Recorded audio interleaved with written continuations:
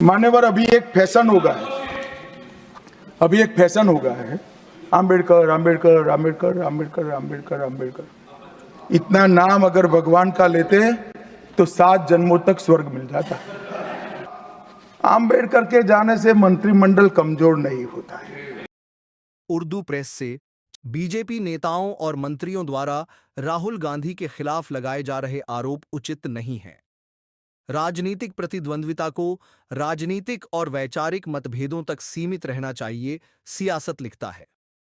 संसद का शीतकालीन सत्र मुख्य रूप से हंगामे की भेंट चढ़ गया, जहां बीजेपी के नेतृत्व वाले एनडीए और विपक्षी इंडिया गठबंधन के सदस्य दोनों सदनों में कई मुद्दों पर टकराते रहे।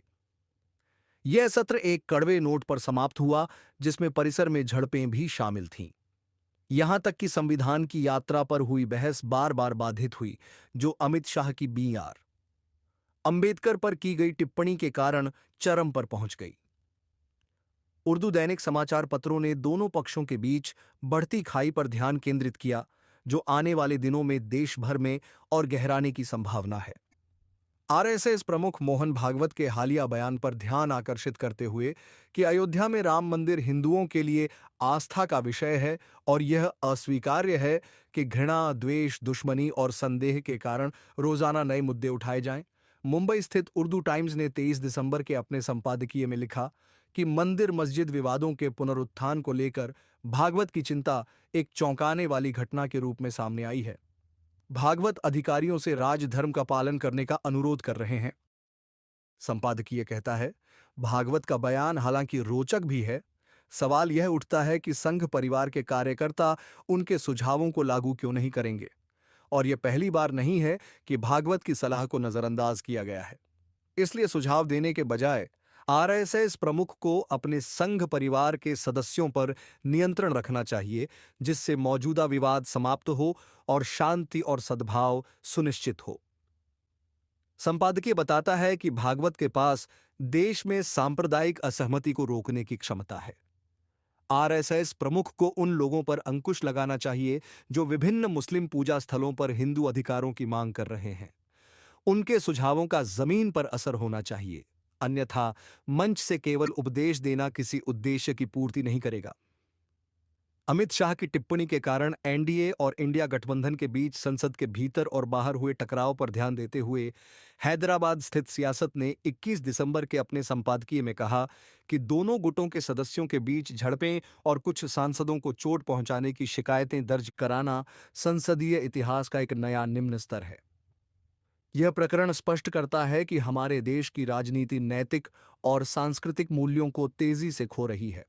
संपादकीय कहता है, हमारे नेताओं को लोगों के लिए आदर्श होना चाहिए और उन्हें ऐसे उदाहरण स्थापित करने चाहिए जो हर कोई अपनाए।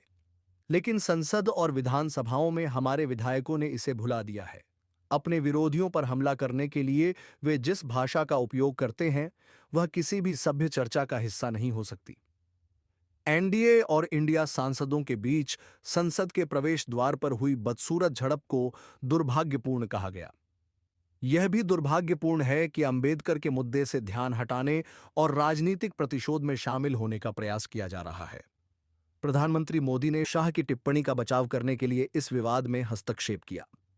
यह दूसरी बात है कि मणिपुर संकट पर, जो महीनों से चल रहा है, पीएम अब तक ज्यादा नहीं बोले हैं। संपादकीय में कहा गया है कि बीजेपी विपक्ष के नेता राहुल गांधी को निशाना बनाने में पूरी ताकत झोंक रही है, यहां तक कि उनके खिलाफ एफआईआर भी दर्ज कराई गई है। बीजेपी नेताओं और मंत्रियों द्वारा राहुल पर लगाए जा रहे आरोप उचित नहीं हैं। राजनीतिक प्रतिद्वंद्विता को राजनीतिक और वैचारिक मतभेदों तक सीमित रहना चाहिए, जो लोकतंत्र की पहचान है। यह व्यक्तिगत हमलों तक सीमित नहीं होना चाहिए। रोजनामा राष्ट्रीय सहारा। अंबेडकर विवाद पर टिप्पणी करते हुए नई दिल्ली संस्करण के रोजनामा राष्ट्रीय सहारा ने 20 दिसंबर के अपने संपादकीय में लिखा कि शाह की अंबेडकर पर टिप्पणी ने एक राजनीतिक तूफान खड़ा कर दिया है, जिसने संविधान के निर्माता की विरासत पर राजनीतिक दलों के बीच दावेदारी को फिर से उजागर किया है। अंबेडकर एक महान व्यक्ति हैं, जिनका एक विशेष स्थान एक प्रतीक के रूप में है, संपादकीय कहता है। अंबेडकर के संघर्ष, उनके कार्य और उनके योगदान अद्वितीय हैं। ये सामाजिक न्याय और समानता सुनिश्चित करने के साथ साथ दलितों की सुरक्षा पर केंद्रित हैं। ये उनकी महान विरासत का हिस्सा है और उनके नाम का राजनीतिक लाभ के लिए उपयोग करना न्याय संगत नहीं है। संपादकीय कहता है, बीजेपी ने कांग्रेस पर अंबेडकर के खिलाफ होने का आरोप लगाते हुए खुद को अंबेडकरवादी सिद्धांतों का समर्थक बताया है, लेकिन यह एक राजनीतिक खेल है। अंबेडकर के आजीवन संघर्ष का उद्देश्य वंचित और कमजोर समुदायों के अधिकारों को सुरक्षित करना और उनके सशक्तिकरण को बढ़ावा देना था। दलितों और अल्पसंख्यकों के प्रति बीजेपी सरकार का रिकॉर्ड क्या रहा है, जो इसे अंबेडकर की विरासत पर दावा करने योग्य बनाता है? संपादकीय आगे बताता है कि इसमें वैचारिक विभाजन भी शामिल है। कांग्रेस अध्यक्ष मल्लिकार्जुन खड़गे ने बीजेपी पर मनुस्मृति में विश्वास करने का आरोप लगाया है, जो अंबेडकर की सोच के विपरीत है, यह कहता है। बीएसपी प्रमुख मायावती ने भी कथित रूप से अंबेडकर के नाम पर राजनीति करने के लिए बीजेपी और कांग्रेस दोनों की आलोचना की है। मायावती ने आरोप लगाया है कि दोनों राष्ट्रीय दल केवल अंबेडकर को लेकर बातें करते हैं, लेकिन पिछड़े और उत्पीड़ित समुदायों के उत्थान के लिए आवश्यक कदम नहीं उठाते।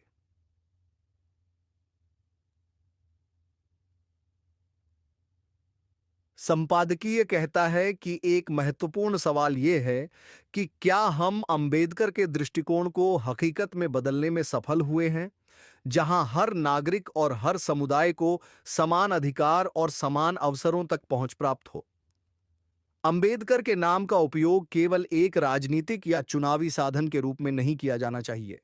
उनके उद्देश्यों को पूरा करना उनकी महान विरासत के लिए एक सच्ची श्रद्धांजलि होगी। धन्यवाद।